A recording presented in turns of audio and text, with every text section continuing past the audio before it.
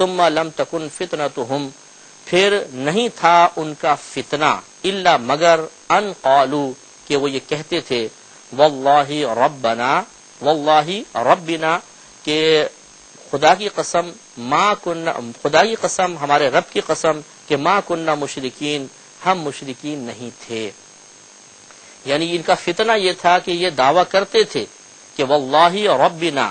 کہ اللہ تعالیٰ ہمارے رب اس کی قسم کہ ما کننا مشرکین، کہ ہم مشرکوں میں سے نہیں ہیں، لیکن وہ شرک ارتکاب کرتے تھے۔ انظر، آپ دیکھیے، کیف کذبوا علی انفسہم، کہ کیسے انہوں نے اپنے آپ کو جھٹلایا، وضل عنہم ما كانوا یفترون، اور اب اس مقام پر وہ گم گیا، ان سے دور ہو گیا کہ جو وہ جھوٹ گھڑا کرتے تھے۔ یعنی اللہ کو اپنا رب مانتے تھے اور کہتے تھے ہم کسی کو شریک نہیں ٹھہراتے، لیکن جب یہ میدان محشر میں پہنچیں گے اور ان کے شرکاء ان کے ساتھ ہوں گے تو وہاں ذلت اور رسوائی کا سامنا کرنا پڑے گا۔ یہ سورہ انعام آیت نمبر 23 اور 24ویں آیت میں اللہ تبارک و تعالی نے ذکر فرمایا۔ لہذا معلوم ہوا کہ جب میدان محشر میں پہنچیں گے تو اس طرح ذلت اور رسوائی ان کا مقدر بنے گی۔ سورہ نساء آیت نمبر 48 میں جو اللہ نے ذکر فرمایا اس کا خلاصہ یہ ہے کہ جو شرک کا ارتکاب کرے اور پھر اسی حالت میں اس کا انتقال ہو جائے، اس پر بخشش کے دروازے بند کر دیے جاتے ہیں، اس کی کبھی بھی مغفرت نہیں ہوگی۔ مسلمان کے لیے بینیفٹ ہے، اور ضرور اس کو ایک انعام یا ایک اس کے لیے سہولت یہ ہے کہ خدا نخواستہ اگر وہ بہت ہی زیادہ فسق و فجور میں مبتلا ہو کر مرا لیکن ایمان بچا کر لے گیا تو میدان محشر میں اس کی نجات ضرور ہو جائے گی، یا تو شفاعت مصطفیٰ صلی اللہ علیہ وسلم کی برکت سے یا کسی اور کی سفارش سے، اور بالفرض اگر وہ جہنم میں چلا بھی جاتا ہے تو اللہ کا وعدہ ہے کہ جب وہ اپنی سزا بھگت لے گا تو ضرور جنت میں آ جائے گا۔ لیکن شرک کا ارتکاب کرنے والا اگر بغیر توبہ کیے دنیا سے رخصت ہو گیا، اس کی کبھی بھی بخشش نہیں ہو سکتی، کسی کی دعا اس کے لیے نفع بخش نہیں ہوگی۔ لہذا اللہ تعالیٰ ارشاد فرماتا ہے، سورہ نساء ہے آیت نمبر 48 ہے کہ ان اللہ، بے شک اللہ تبارک و تعالی، لا یغفر ان یشرک بہ، اس کی بخشش نہیں فرمائے گا کہ اس کے ساتھ کسی کو شریک ٹھہرایا جائے، وَيَغْفِرُ مَا دُونَ ذَلِكَ لِمَن يَشَاءُ، اور بخش دے گا جو اس کے علاوہ ہے، جس شخص کے لیے وہ چاہے۔ یعنی اس کے علاوہ جتنے چھوٹے گناہ ہیں، یعنی شرک سے جو نیچے گناہ ہیں، چاہے کتنے بڑا کبیرہ کیوں نہ ہو لیکن شرک سے نیچے ہو، تو اللہ تعالیٰ اس کو جس کے لیے چاہے گا بخشش فرما دے گا۔ وَمَن يُشْرِكْ بِاللَّهِ، اور جو شخص اللہ تبارک و تعالیٰ کے ساتھ شریک ٹھہرائے، فَقَدِ افْتَرَىٰ إِثْمًا عَظِيمًا، تو بے شک اس نے ایک بہت بڑا گناہ پیدا کیا، ایک بہت بڑا گناہ اس نے گھڑ لیا، وضع کر لیا، تو یہ بہت بری چیز ہے۔ سورہ آل عمران آیت نمبر 91 میں بھی اللہ تبارک و تعالیٰ نے اسی مضمون کو بیان فرمایا کہ جو اللہ تعالیٰ کے ساتھ دنیا میں شریک ٹھہراتا رہا اور پھر اسی حالت میں اس کا انتقال ہو گیا تو میدان محشر میں اس کی نجات کے لیے کوئی چیز بطور فدیہ نہیں دی جا سکتی، اس پر بخشش کے دروازے بند ہیں۔ لہذا ارشاد ہوتا ہے کہ ان الذین کفروا، بے شک وہ لوگ جو کافر ہوئے،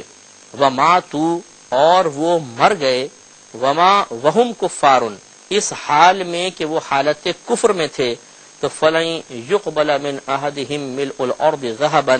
تو ہرگز نہیں قبول کیا جائے گا ان میں سے کسی ایک کی طرف سے زمین کے برابر سونا، یعنی اتنا سونا جو زمین کو بھر دے وہ قبول نہیں کیا جائے گا۔ وَلَوِ افْتَدَىٰ بِهِ، اگرچہ وہ اس کے ذریعے فدیہ دینا چاہے، یعنی کہ بروز قیامت کہے کہ اللہ تعالیٰ زمین کے برابر میں سونا دیتا ہوں، وہ لے لے اور مجھے بخش دے، اس کو نہیں بخشا جائے گا۔ اولئک لہم عذاب علیم، یہ وہ لوگ ہیں کہ ان کے لیے دردناک عذاب ہے۔ وما لہم من ناصرین، اور ان کے لیے کوئی مدد کرنے والا نہیں ہے۔ تو اس سے معلوم ہوا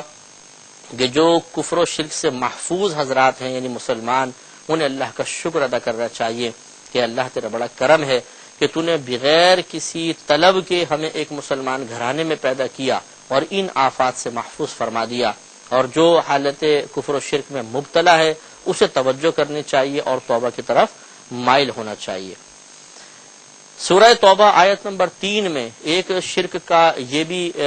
مطلب اس کا برا پہلو یا اس کی قباحت آپ کہہ لیں کہ اللہ تبارک و تعالیٰ اور اس کے رسول کریم صلی اللہ علیہ وسلم نے ایسے لوگوں سے براءت کا اظہار کیا ہے۔ براءت مینز بیزاریت، جیسے کوئی اگر عظیم بزرگ شخصیت ہو اور وہ آپ کے بارے میں کہہ دے کہ اس شخص سے تو میں بہت سخت بیزار ہوں، تو کیا حالت ہوگی اور کتنا ہمیں برا محسوس ہوگا اور کتنی اس میں ذلت کا معنی پوشیدہ ہے، اور جس سے اللہ تعالیٰ اس کے رسول براءت کا اظہار فرمائے وہ کتنا برا ہوگا۔ لہذا ارشاد ہوتا ہے کہ ان اللہ بریء من المشرکین ورسولہ، بے شک اللہ تبارک و تعالی بیزار ہے مشرکین سے اور اس کا رسول بھی ان مشرکین سے بیزار ہے۔ تو شرک کرنے والوں سے اللہ تبارک و تعالی بھی برات کا اظہار فرما رہا ہے، اس کے رسول بھی۔ ایک قباحت شرک میں یہ بھی ہے کہ جو اس کا مرتکب ہو جائے گا اس کے لیے دوسرے کی دعائے مغفرت بھی قبول نہیں کی جائے گی۔ اسی لیے اس نص سے جو میں بھی آپ کی خدمت میں عرض کر رہا ہوں، اس نص قطعی کی وجہ سے فقہائے اسلام نے بیان فرمایا کہ کسی کافر و مشرک کے لیے دعائے مغفرت کرنا کفر ہے۔ اس لیے کفر ہے کہ صراحتاً اللہ تعالیٰ جو بھی آیت عرض کر رہے ہیں کہ اس میں اللہ نے بیان فرما دیا کہ ان کفار و مشرکین کے لیے دعائے مغفرت نہ کی جائے، اس لیے کہ ان کی بخشش نہیں ہو سکتی۔ اب اگر ہم دعائے مغفرت کر رہے ہیں تو اس کی دو ہی وجوہات ہو سکتی ہیں کہ یا تو ہمیں یقین ہی نہیں ہے کہ اللہ تعالیٰ سچ کہہ رہا ہے، شک و شبہ ہے، اور یا ہم یہ سمجھتے ہیں کہ ہمارے دعا اللہ تعالیٰ کے فیصلے کو بدل دے گی، اور یہ دونوں چیزیں شرک کفر کے اندر آتی ہیں، اور ان کی اس امر کی بنا پر انسان دار اسلام سے خارج ہو سکتا ہے۔ لہذا سورہ توبہ آیت نمبر 113 میں اللہ تبارک و تعالیٰ نے ارشاد فرمایا ما کان للنبی والذین آمنوا، نہیں مناسب ہے نبی کے لیے یعنی ہمارے نبی کریم صلی اللہ علیہ وسلم کے لیے اور ان لوگوں کے لیے جو ایمان لائے، ان یستغفروا للمشرکین، کہ وہ مغفرت طلب کریں مشرکین کے لیے، ولو کانوا اولی قربا من بعد ما تبین لهم،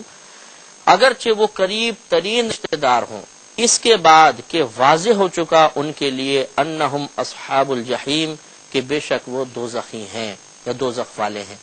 یعنی جب کوئی شخص حالت کفر میں مر گیا تو وہ دوزخی ہے، اور جب پتہ ہے کہ یہ دوزخی ہے تو پھر اس کے لیے دعائے مغفرت کرنا یہ نہ مومنین کے لیے جائز ہے۔ لہذا معلوم ہوا کہ مشرکین کے لیے جو حالت کفر میں مرا، اور ہمیں واضح طور پہ معلوم ہے کہ حالت کفر میں مرا ہے، اس کے لیے دعائے مغفرت کرنا یہ اللہ تعالیٰ کے اس فرمان پر عدم اعتماد کی علامت بن جائے گا، اور وہ ہمیں کفر تک پہنچا سکتا ہے۔ اس کے علاوہ ایک شرک کی یہ بھی قباحت بیان کی گئی کہ ایسا شخص سب کی لعنت کا مستحق ہوگا۔ لہذا سورہ بقرہ آیت نمبر 161 اور 162 میں اللہ تبارک و تعالی ارشاد فرماتا ہے کہ ان الذین کفروا وماتوا وهم کفار،